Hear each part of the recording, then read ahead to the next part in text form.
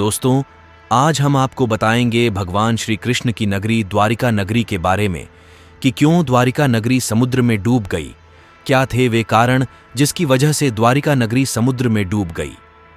आइए दोस्तों, जानते हैं द्वारिका नगरी के डूब जाने के रहस्य। दोस्तों, अगर आप हमारा वीडियो देख रहे हैं तो हमारे इस वीडियो को लाइक जरूर करें, चैनल को सब्सक्राइब करके बेल आइकन पर क्लिक करें ताकि आने वाले हमारे वीडियो की अपडेट्स आप तक आती रहे, और वीडियो को शेयर करके कमेंट में जय श्री कृष्णा जरूर लिखें।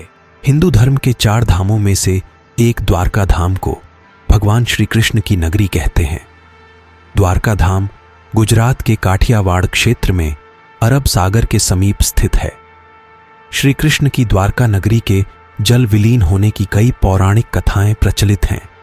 चलिए जानते हैं भगवान श्री कृष्ण की द्वारका नगरी के डूबने के पीछे क्या वजह थी।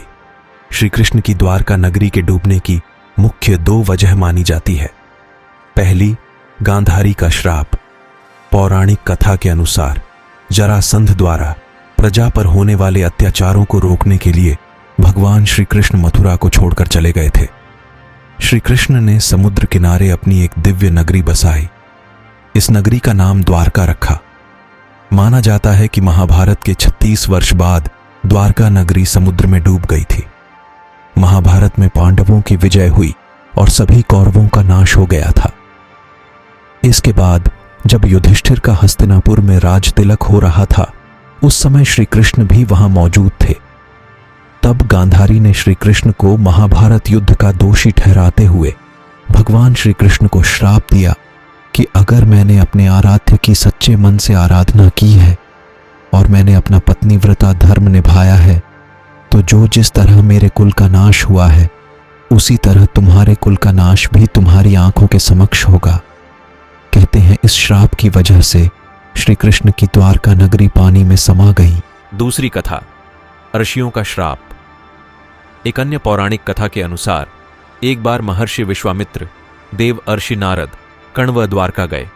तब यादव वंश के कुछ लड़के ऋषियों के साथ उपहास करने के प्रयोजन से श्री कृष्ण के पुत्र सांब को स्त्री वेश में ले गए और ऋषियों से कहा कि यह स्त्री गर्भवती है। आप इसके गर्भ में पल रहे शिशु के बारे में बताइए कि क्या जन्म लेगा।